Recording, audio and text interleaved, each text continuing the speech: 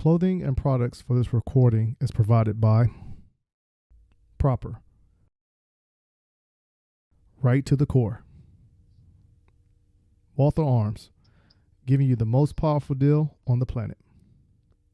Venture Gear Tactical, whatever your mission, they protect your eyes and ears. The Gun Cleaners, increased safety, improved accuracy, and firearm longevity.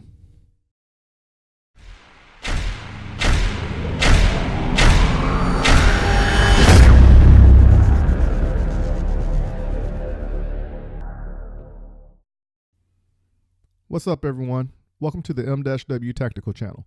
My name is Michael Woodland, and today we're going to have a talk with Maj Toure, the co-founder of Black Guns Matter.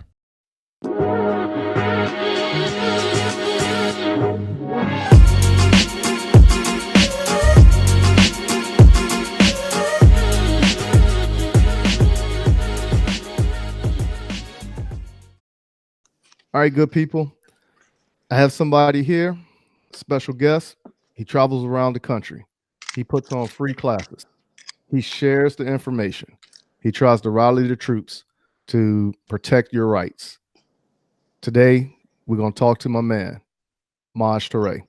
Now, before we get there, all right, what's going on, Maj? Now, before we get there, I need to put this out. If you watch my videos I put on Instagram, right, from the first videos I put out to the recent videos I put out, Maj was the one who gave me the idea to change up my platform, put letters, put bars. Maj was the one who inspired me to give free basic handgun classes every month. Me and Maj talk quite regularly, and we're constantly bouncing ideas off of each other. Yep. So I want to go ahead and bring Maj in and let him introduce himself to the people who do not know who Maj Toure of Black Guns Matter is. Welcome, Maj. How's it going for you? I'm chilling. What's up with you, Mike? Man, not too much, man. Like I said, another day in paradise, and you know how it is. As long as I'm pulling the trigger, I'm happy. Every day fucking above ground. Hey, that's it right there. You know that is it. Yeah, so for those of y'all that may not know, I'm the co-founder of Black Guns Matter, firearm safety training, conflict resolution organization. We travel around the country doing these free classes for beginners. We the entry level to the gun community as far as urban is concerned.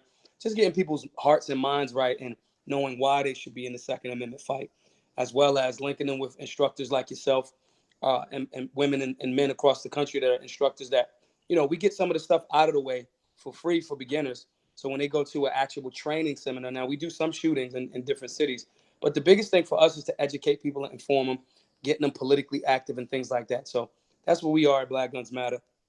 Again, we are entry level.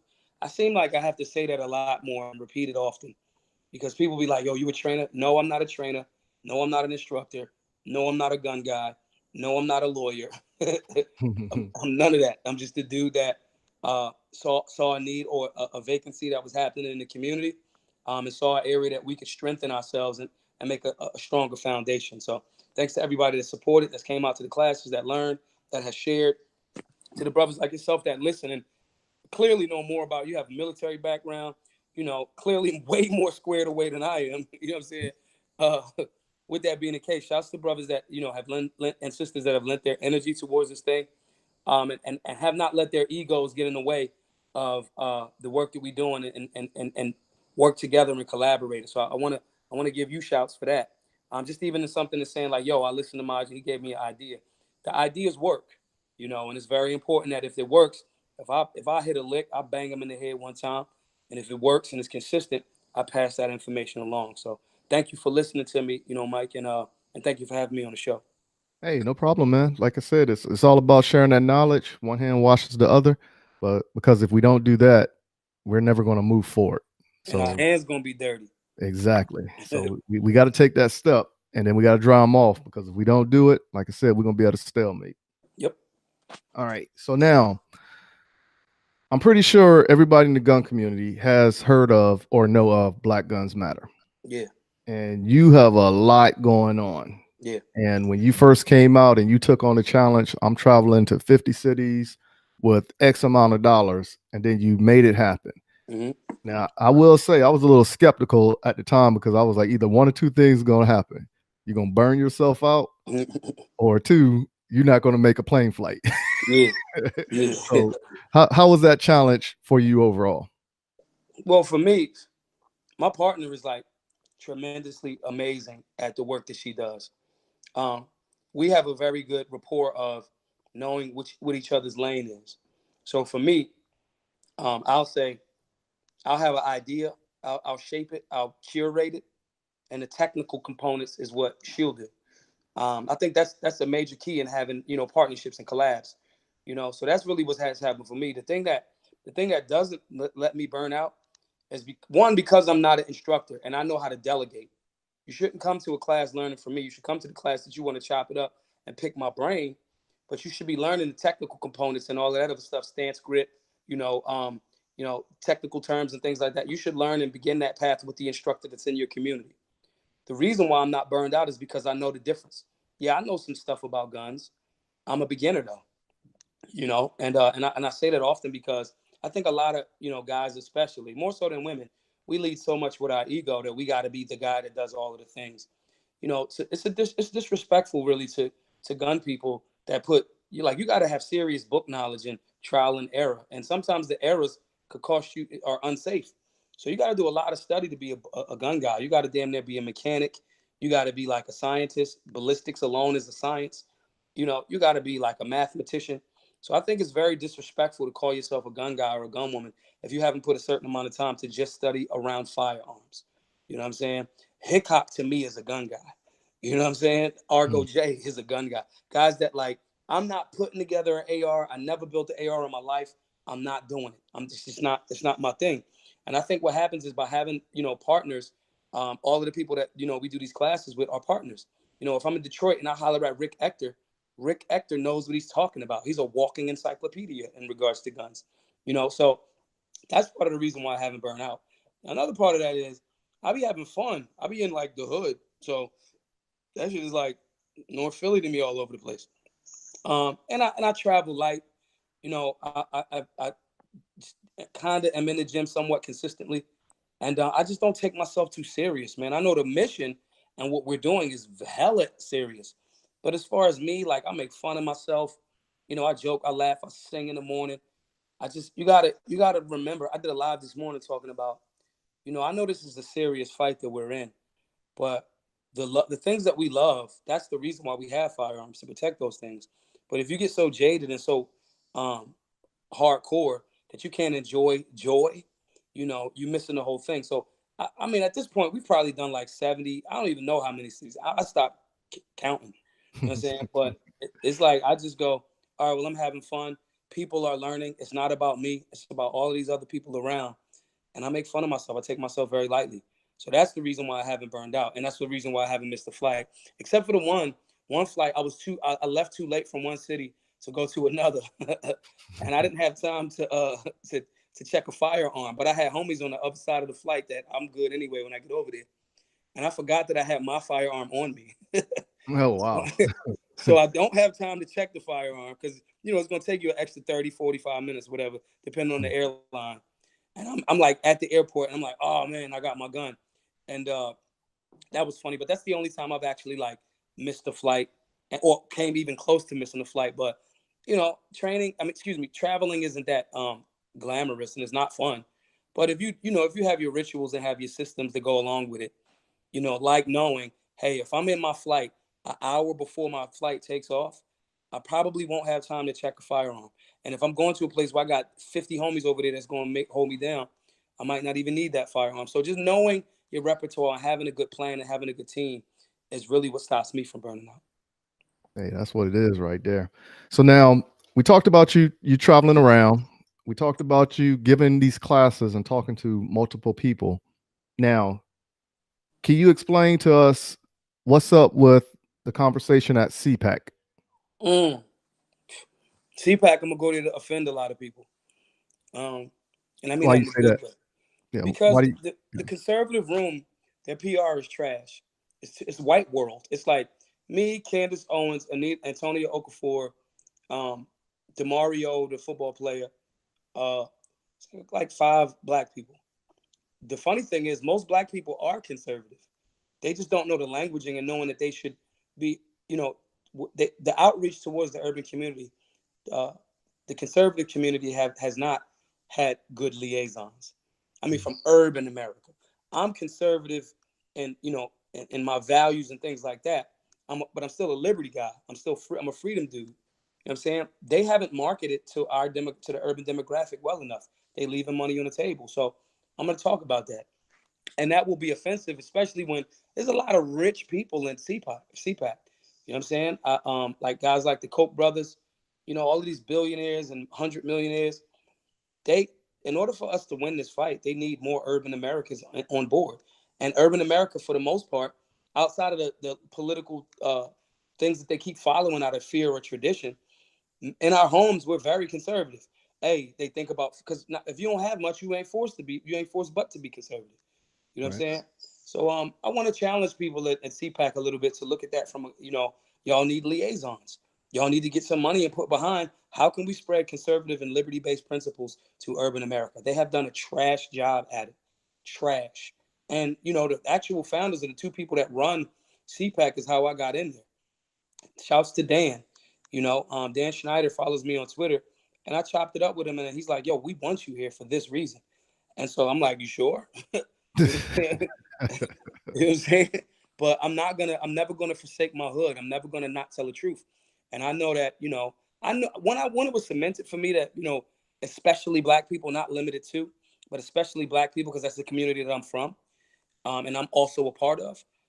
The thing that was cemented for me that Black America is very conservative when so many Black people loved the movie Black Panther. Wakanda was as conservative as you could come up with. You know what I'm saying? They don't take any outside help. They work on their own thing. They got a strong border. Security is important. They fiscally responsible. They got guns. They got like high technology guns, and everybody championed that cause. Those are conservative and freedom-based ideals. That is nationalism. And nationalism, the left has done a very good job of making nationalism look like, like you hate all people of color, or you hate all melanated beings and it's only for white people. No, it's not. Rosewood, Tulsa, all of those things. There was over 60 Rosewoods and Tulsa and Black Wall Streets across America. You know what I'm saying? But those were very conservative towns. So just going to CPAC is just spread that message and show them like, yo, this is where y'all fucking up at. Y'all do not. And I hear them say all the time, well, we've tried to reach out to the urban community. They don't trust you because the left has had a much better propaganda scheme for a very long time. So you need liaisons. That's not like a step that you can overdo. You know what I'm saying? If the hood don't trust you, they don't trust you. They need to hear it from somebody that they already trust. And if y'all going to get behind those companies and organizations and people doing that work, then you'll start to see some progress. Other than that, you're talking to a fucking brick wall. So that's what really CPAC is going to be about for me. I'm sorry to let the cat out of the bag for people, but it's a challenge, man. It's a challenge to get people to understand, yeah, you rich, you got more money than me, but you don't got this connection to my community that we have. And I'm not saying in the sense of let me sell you my community. I'm saying if our ideals and principles align, and this is in alignment with freedom, and I see just like I said with Black Guns Matter, there's a hole in the gun community. Everybody's so super smart that everybody's leaving urban America to the, out of the conversation. Everybody's leaving beginners out of the conversation. You get in there, you a solutionary, you do something, you present that. It's the same thing for CPAC. There's a hole here. You ignoring 50 conservative estimates, no pun intended. You're ignoring 50 million Americans that could help us in this fight because you don't want to get behind companies and organizations, or you don't think it's important. You think you can just say the principles, but you have to respect the fact that the other side has done a better job for a longer time at convincing urban America that you ain't for conservative. The conservative values aren't for urban America, and they bit that poison. So they don't trust you. And since they don't trust you, you need somebody that trusts the community trusts. And if you stop doing things that I'm saying are in alignment with the benefit for my community, then I don't bang with you either. But right now, I think CPAC is a great opportunity. They're pushing very conservative principles that urban America could benefit from tremendously.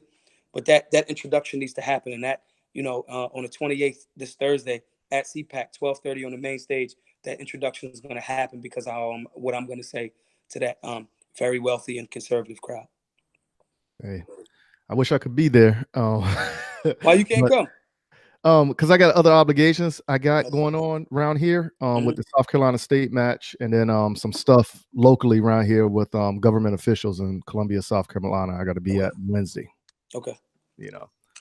But outside of that, what I'm saying, I'm pretty sure somebody's gonna stream it. And if anything, I'm saying I'll catch the replay of it. Yeah, stream it, and I'll tell everybody in the audience, as I do in every show or every event that I do, or our events, or anywhere that I'm speaking. As long as you can hold your arm up, and if you got a gimbal or your regular phone, as long as you hold your arm up, bootleg this whole joint, man. This information got to be shared. That's Yeah. part of the problem. Mhm. Last week I got beat up because I took a guy's meme on purpose. I said I was going to take it because I don't like him because he was talking shit about me on another page, and I said I'm going to take this meme and blur his name out. I broed him. I deboed him on purpose. And everybody got up in arms about it. And I'm like, number one, y'all are up in arms about a meme. The funny thing about a meme is the pictures that you use to impose words on, you didn't take the picture. So you're actually taking a thing. But that's too deep for people. But nonetheless, we get up in arms about memes. Meanwhile, Pelosi's putting out bills that would limit or restrict or make illegal over 200 firearms, semi-automatic firearms, if that get pushed. So we talking about memes, and Maj deliberately saying the reason why he took a meme from somebody, even though I freely give of myself and my time and my energy for over 4 years now at this point. And it's like, that's the contradiction that we talking about. Like, we have to make sure that these things are free. I'm going to make sure that people there, all of you old people in here, pull your phones out and stream this on Facebook, Twitter, Periscope, whatever, Instagram, whatever, Snapchat. We have to do that. This information needs to get spread to push back against the propaganda that the left, and I hate to say that way, because I'm not saying I'm only right or I'm only left. I'm both. I'm all of these things. But a lot of times, more left-leaning organizations or parties have promoted an agenda, and they're better at it. So we got to play catch up. So Yeah. for a while, we got to get this information away for free. Yeah. So like the basic handgun class that I give, I don't charge for that. Yeah. You know. Yeah. So in that class, like I said, I give you a little bit of history lesson. Yeah. Right. We talk a little bit of politics Yep. and in relation to what's going on today. And Yeah. then we try to sum it up to be like, okay, why do you want this and how far are you willing to go to protect this right? Right. So it's pretty interesting. And at the end of the class, you see everybody turn around and they come up and they be like, oh, I learned so much. I'm happy I came. Yep. How can I get more? And then Yep. that's when I direct them to social media and tell them who to follow and stuff like that and who to listen out for. Yep. So now, so we already talking about you on a national platform of talking. So you travel around from city to city. You're doing national events. Now you got picked up for a radio station. Yeah. Yeah. So how does this work out for you? So I haven't had like a job since I was like 19. You know what I'm saying? And I was outside doing whatever I was doing. I've been always able to get some money, but I ain't have a job for years. But I got a job now. My job is I have a radio show, WPHT 1210, Sundays from 3 to 6. Today, after I leave here, after I do this, I'm gonna shoot over there real quick. But it's just for 3 hours of me talking about political issues, social issues, from a fun and entertaining way. It's a conservative radio station. And again, conservatives, where's the urban representation? And let me be clear, just because you black don't mean you urban. Like, you know what I'm saying? Like, Exactly. just because you white don't mean you're not urban. You know what I'm saying? And Mm. so there was no urban perspective over there. And between my podcast and, traveling around and people going, me doing interviews and being open to me like, yeah, I'm liberty. I'm a freedom dude, but some of my values are conservative, and saying that openly and still being, I still be in the bars. I still be wherever I'm at. I still pop open a couple of packs of, I shouldn't as much, but I still pop open a couple of packs of, oodles and noodles and some tuna. Don't get it twisted. Like, you know what I'm saying? I drink, I smoke. You know what I mean? It's like, that does not mean that I can't have conservative principles. Because a lot of gun dudes drink, smoke, pop open a bag of oodles and noodles and tuna. It's the same thing. So just showing those commonalities and still respecting the differences between different cultures. Suburban culture might be a little bit different than urban culture. So, I had a few auditions. You know, I initially had did that show a while ago, and then it was like, yo, what's up with a show? Your weekly slot. I'm like, all right, cool. And hopefully that turns into an everyday slot. I'm not mad at that. But the point is, it just turned into it because there were some open-minded people over there. Shouts to the station manager, Jared. I'll be able to, record from all across the country, but still Sunday from 3 to 6, it'll still, it'll be what it is. People can tune in online and things like that as well for live streams. But it's just necessary. Like this fight for these values, you know, it has to. Urban America got to get back on board because we were on board at a certain time. We just didn't necessarily call it conservatism, or however you say the word. We just didn't call it that, but we was doing the thing. So now when we have ideologies that are in alignment and we can tie what we're doing and strengthen it by languaging and understanding and getting more information and getting these tax breaks and getting, all of those things that are made available to us, but, there might have not been nobody that we trusted from urban America to share that information or we even listen to. We'll hear it and they'll be like, oh, like when I did Tommy Laren's show. Oh, we don't like her because she's racist. No, she's not, man. She's aggressive and she's outspoken. And you might disagree. A racist is somebody that believes that one race of people is superior or another is inferior. I ain't never heard her. I heard her say provocative things, but I say provocative things. Y'all gonna call me a racist too? You know what I mean? So the thing is to get people, and that's why they didn't listen to it, because that was the only visual representation or people thought was, or either a Glenn Beck or a Sean Hannity or this. And I agree with some of them principles. I disagree with other ones, but to be urban and those subtle nuances and showing that there's some areas where there's overlap is what was missing. And so shouts to CBS. I got some other shit working, coming in down the pipe, but down the barrel. But it's like, it's time is showing us that we need more unification and the highlighting of those things. And the conservative and freedom-based room, the libertarians, the conservatives, people that identify with the right are starting to go like, yo, we need liaisons. We need persons that know what they're doing, that the community trusts, that will not sell the community no falsehoods. You know what I mean? That's going to keep it honest, keep it a buck, that is on our platforms. They need that. We as America need that to break down some of that division that they're trying to sow on the other side. So that's not really how the show came about to be. I'm super excited to be on the show. For the next few weeks, it'll be me with, I'm on the job training. I got a producer in the studio with me, but after a few weeks, I'll be doing it on my own. I'll be having guests come up to the show. I'll have I'll be doing the show pretty much by myself, other than just the producer that's in the pushing the buttons on the switchboard. But it's a great opportunity, and I want everybody to tune in. 1210 WPHT, and I'll put the post up in a little bit. I'll tweet it, so everybody can follow up. But and my Twitter's at Maj Toure, so whoever sees this. But yeah, it's every week 3 to 6, and it's gonna be a different. I promise you, it's not what you think it is. That's what it is. So now let's fast forward to SHOT Show. Yeah. Right. So now a couple of my buddies that was hanging out with me, when they saw me and you interacting with each other, yeah, and they was like, that's how y'all talk to each other? And I was like, well, that's my homie. right. I can call him at any given time. Right. He gave me that connect. But I understand when I can, just talk and have fun versus as, hey, this is business. Right. And I think a lot of people don't know how to, separate the two. Right.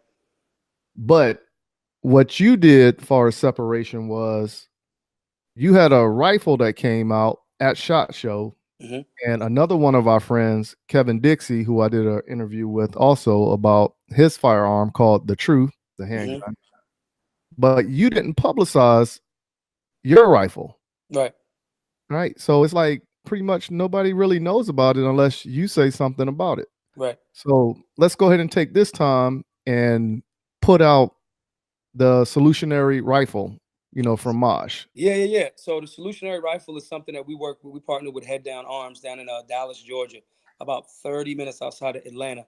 We wanted to create a quality rifle that got a good price point. It may not be a $500, $600, $700, $800 rifle. It retails at $11.99, but I got some quality parts on there.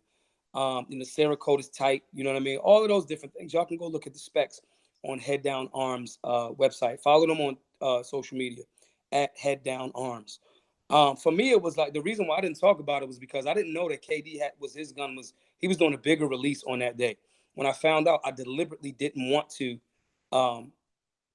I wanted him to get his shine. He put a lot of work into it, and the messaging was important. So, and I know over time, my rifle it's a rifle. It's not a handgun. So mine's is going to do its thing. So we got work. We did work with Head Down Arms, and they behind us. I want to get with companies that are like in alignment with the values that we're doing.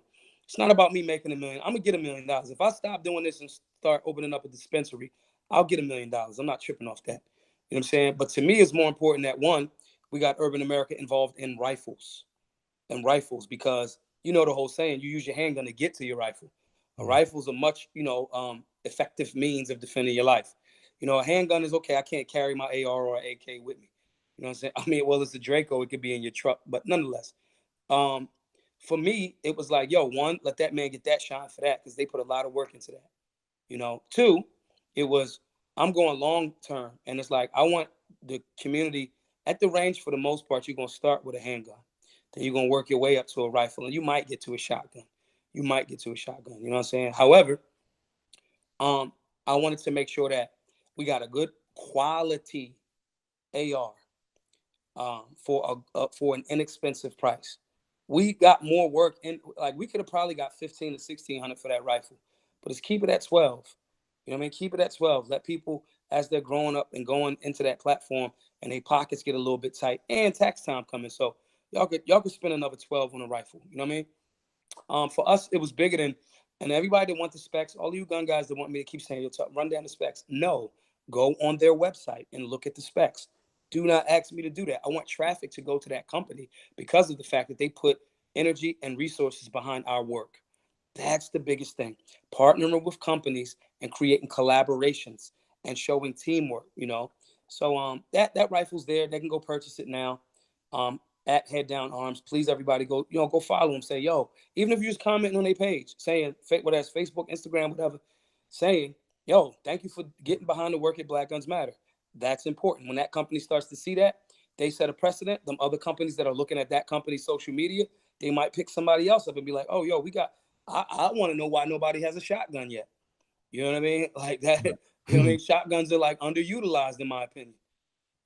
Especially for home defense, close quarters, stuff like that, whatever. But my point is, why nobody got an AK yet? AK it's time for, maximum carnage, shit hit the fan, you need an AK, and so I want more companies, and it don't gotta be me. I got a handgun coming out with Versa. You know what I'm saying? So maybe I'll get a handgun, all right. I already got a rifle, I'll get a handgun, then I'll go get a shotgun. You know what I'm saying? And getting behind those companies that take that risk and say, we know that Maj is edgy. We know that Maj is a little bit not what we're used to, but we get behind the work. They've been able to separate my entertaining personality from the work that gets done. And so for me, it was very important. And Head Down Arms did that, no hesitation. Meet and greets, they was giving away rifles. Like, you know what I'm saying? Like, this ain't like a joke. It's like they was Adam over there was like, yo, I banged. They watched me on social media for some time. And usually companies be like, he's wild. No. Right. You know what I'm saying? So they're like, yeah, that's freedom. People know that I'm not deliberately trying to offend anybody. I might shake you out of your comfort zone because you need to be shaken out of that. But that's what we need. We need to shake things up a bit. And we need those 50 million Americans to start spending from urban America that traditionally have been left on the table, left that money on the table, because it's still going to tie into some money. I want 50 million Americans to buy a solutionary rifle. That's what I want. You know what I mean? I want Head Down Arms to reap the benefits of that. I want Black Guns Matter to reap the benefits of that. I want Urban America to reap the benefits of having a quality AR at an inexpensive price. I want you to sacrifice a couple of weeks at the strip club to get you a solutionary rifle. I want you to have a rifle in your home to protect your family. And I want you to do it with a company that got behind the work that we're doing. We gave away $165,000 in free classes. We literally gave it away. We raised it and we gave it away to educate people. You know what I'm saying? So, it'll come back. We get the money always come last. We're gonna get our money on the back end. I'm gonna get me a Bentley Continental GT. It's gonna come. You know what I'm saying? But I think that the education and training people is important, and we got to support the companies that's getting behind the work that's doing that. And presently, on a national level, Black Guns Matter is setting the precedent for that right now. Right. So now, how much input did you actually have into this rifle? Like, so you sat down and said, none. I sat down and came up with what my ideas were, and I let the professionals do what they do. Gotcha. You know what I'm saying? I have never built a AR in my life. Mm-hmm. I shot a gang of them. You know what I mean? Whatever else I did outside is I'm past them statute of limitations. My point is, I have never built a AR. This is what always is so funny to me. Guys will be like, "Oh, well, he's not a gun guy." I'm like, "Yeah, I'm not. I'm not. I'm a freedom guy. The gun is the tool." You know what I mean? So I think that going back into the conversation that we were having earlier, let experts do their job. You can give, hey, I want this price point. Let's throw some fixed sights on that joint too. Let's do X, Y, and Z. Because somebody got some fixed sights on, they might not have money for that super expensive optic. You know what I'm saying? That Leopold, they might not have that right now. At least out the box, give them something practical. These ideas, no different than me shaping an idea and Janine going, okay, we're going to add this to it. And you let the experts do what they do. If you are a super proficient in handgun, you might know the mechanics of how a firearm works, but that does not mean that it immediately translates into you shooting with a shotgun. That's why I have the utmost respect for 3-gun shooters. You know what I'm saying? Like, that's not the transitions for those. You got to put that's a different, it's a more open-minded thought process. No different than I don't bang revolvers. I never owned one. I don't ever want to own one. You know what I'm saying? I have no use for it. Like double and single action. Nah, I'm cool. I need semi-autos in my life. It's an Mm-hmm. outdated platform to me, but that does not mean that there aren't experts. I know dudes that have hit you with that 6-shooter so many times because where they're proficient. And that person and that woman or man is an expert in that regard. So for me, it was, let's talk to Adam, let's talk to Mike, let's talk to, all of those guys over there and let them do what they do best. You know what That's I'm it. saying? Yeah. Let creative people, intelligent people, and geniuses do what they do. That genius needs to be catered to, not, like micromanaged. So for me, Right. it was like, no, I'm gonna give y'all ideas. Y'all tell me where, for example, our twist rate is, our twist rate is 1/8. Okay, now it could be 1/7. I might be able to get, but for the reason why that's at a 1/8 is because you can get more ammo through. And I'm thinking about the consumer that Mm-hmm. wants to be able to get different ammo that might not have this certain amount of money. I have to think about that. So for me, it was important there. So that's some of my input, but all of those things are things that I have to think about things that and move and trying to and starting and sustaining and expanding on a movement for the general public, for beginners. I cannot always think about um, the super expert level thing. It has to be brought down to the basics. Mm-hmm. So for me, that was what my biggest input was making sure that this is practical, inexpensive, and quality. And then after a while, Argo got a AR coming out. Argo is putting out an intermediate rifle. After you get the solutionary lifestyle rifle, go get Argo joint. You know what I'm saying? And that's a step up. It'll be more stuff on that rifle. You'll pay more for that rifle. You're not supposed to stay at one level all the time. Right. It's supposed to be assembly line. You're not supposed to stay with me. You're supposed to come as a beginner. I'm supposed to get your mind and your heart right. Then I'm supposed to assembly line you up to the next, we 101. Now we got to get you to 202. You know. Mm-hmm. That's So it. That is it. All day, all day. Well, one thing I can say, the same thing I said to KD. Hey, congratulations on you doing the rifle. yeah, Congratulations on you doing the work. I appreciate you taking the time out of your life to educate the masses and getting people involved into their rights. right. Because once again, if people don't get involved into their rights, where are we headed? Yeah, You know, slavery. exactly. So I appreciate your work. And at the same time, I appreciate your time, both on the public platform and on the personal platform.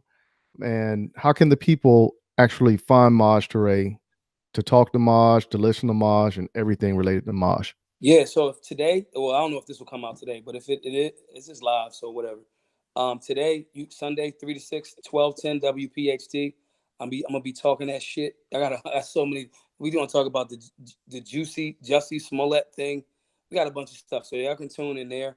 Y'all can, if you want to support the work that we're doing and pay it forward to make sure that these classes are still free to beginners in different cities across America, GoFundMe.com/Black Guns Matter. If you want to support it on a more consistent basis, $5 a month, $10, whatever you choose, Patreon.com/Black Guns Matter.